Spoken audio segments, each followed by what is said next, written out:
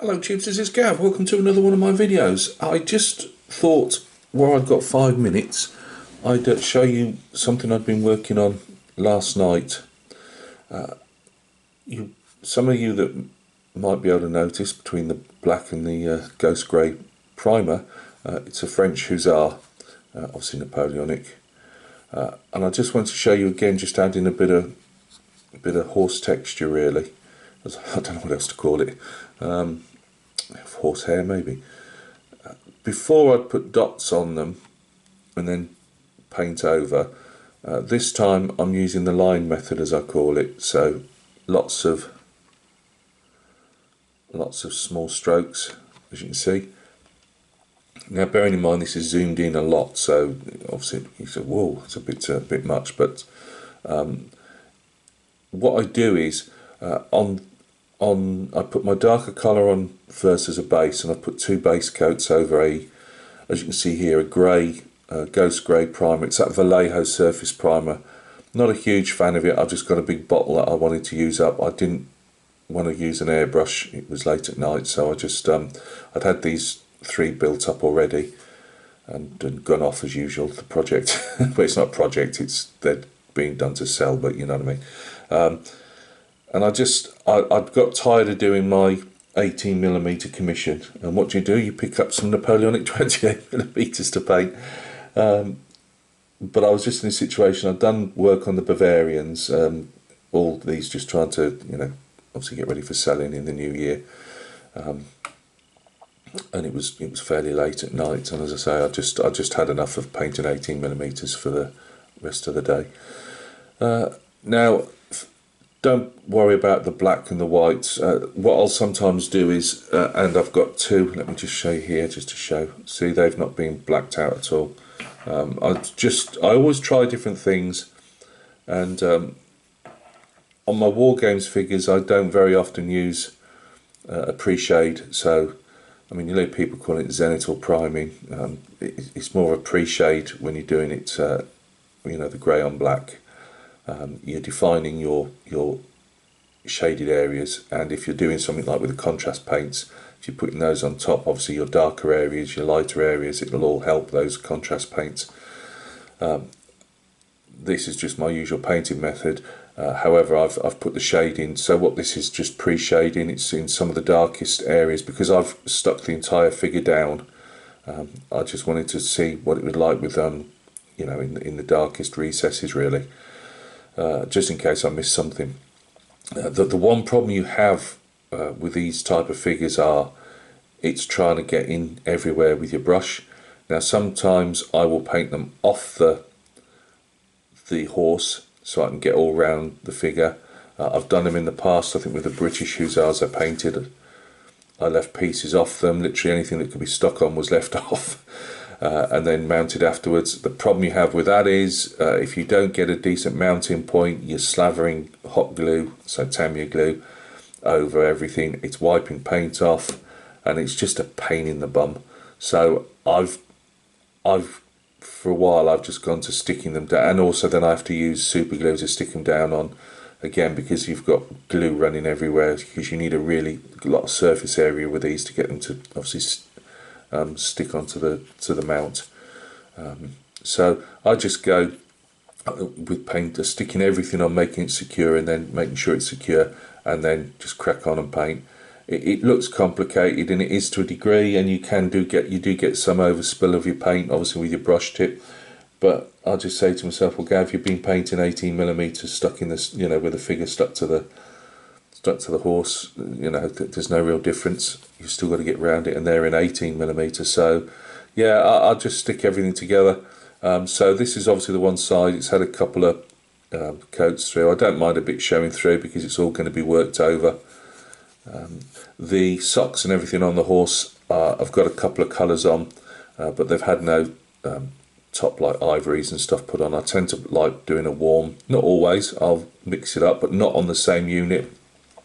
If all the horses have got a warm white on their socks and the blazes on the heads, I'll stick with that. I won't mix it up between a cold white and a warm white, but some units you'll see I'll paint like a grey, usual sky grey, you know, in different light greys and whites to form the socks. But I on the whole, I prefer using the warm ones. So that's dark sand, pale sand, and it will have ivory. And I do them in strokes just to let a bit of the base colour show through, which it often does with the horses. I've left that one free just for a bit of a difference.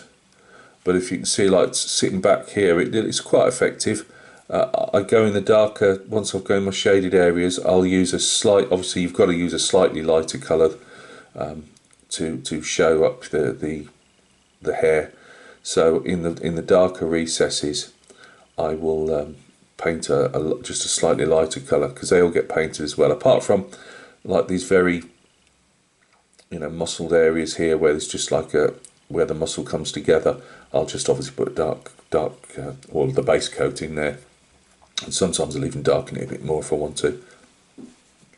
But yeah, just to show, you know, a few lines how it can change your horse. Now, yeah, I mean, I can't remember how long it took me to do that.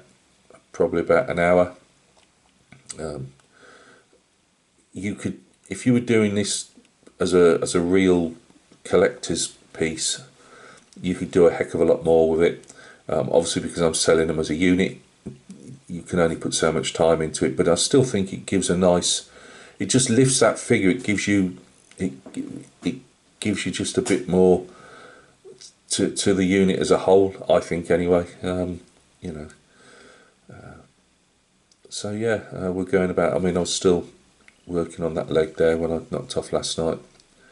And as I say, sometimes because you've got these lines in, and these were done with golden brown. I think this one was done with the red leather as the base, and then I used some. What did I use, Gav? I hope I can remember, because I've got to use it on the other side. One, bear with me. I think it was red brown. What was it, Gav? Yeah, red brown. So that was in the recesses, and then I wasn't going to do this bit. That is the base coat, and then I have a mixture of that and amaranth red, just to give it a more orangey tone, and then I use a draw bottom, next bottom down, or whatever you call it. That's yellow ochre, Gav. There we go.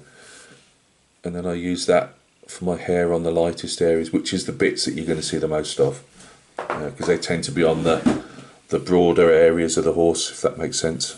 You know, the more muscled areas, as you can see there.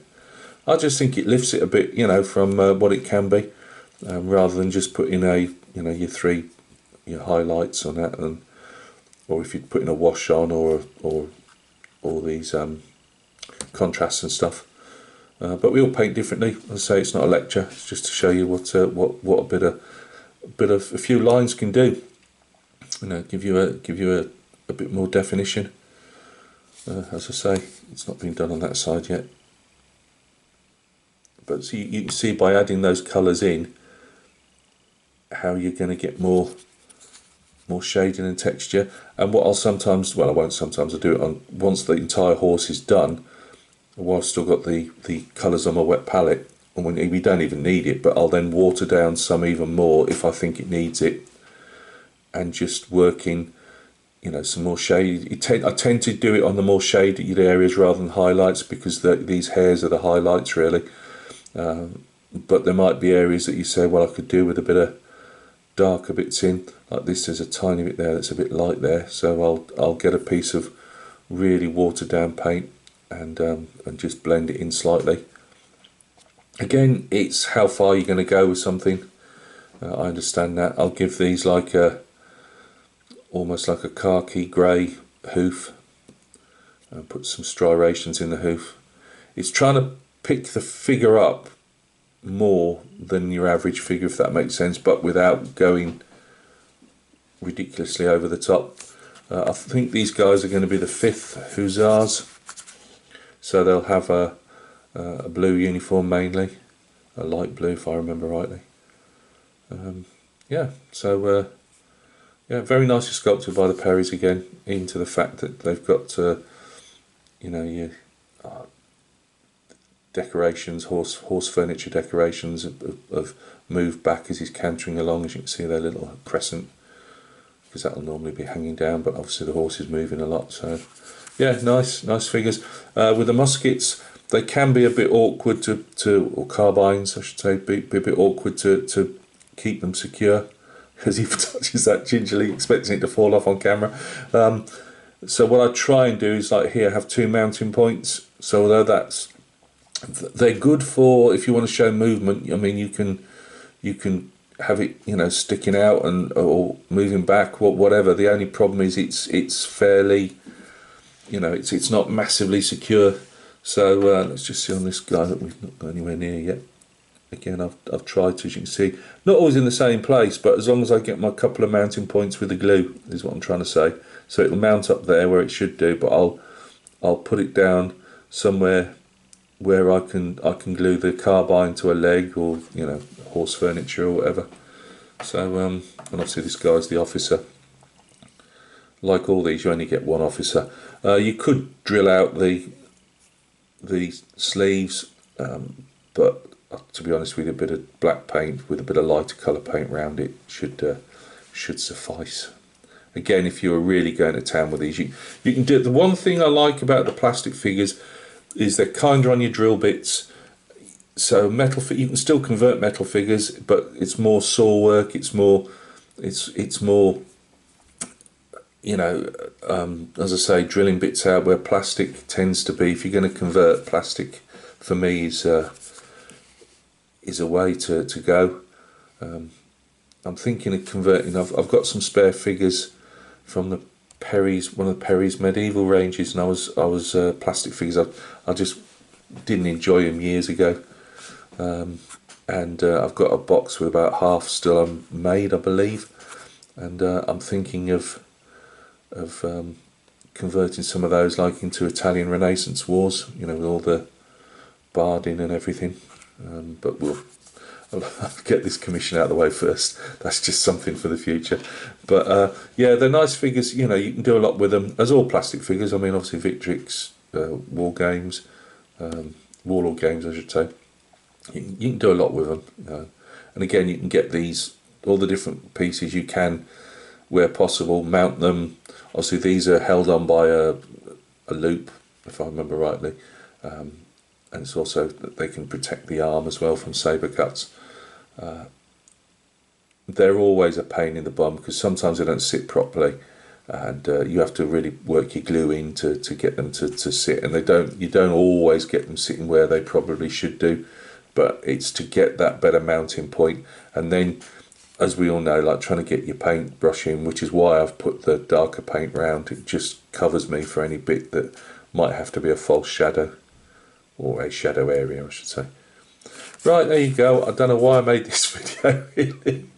I thought, well, I looked at him this morning, and I just thought, you know what, that's not a bad, for an hour or so's work, if you've lifted the figure there. I know people say, well, that's just one half of a horse gaff for an hour. I can paint a whole horse in that, and I get it. It's not for everybody.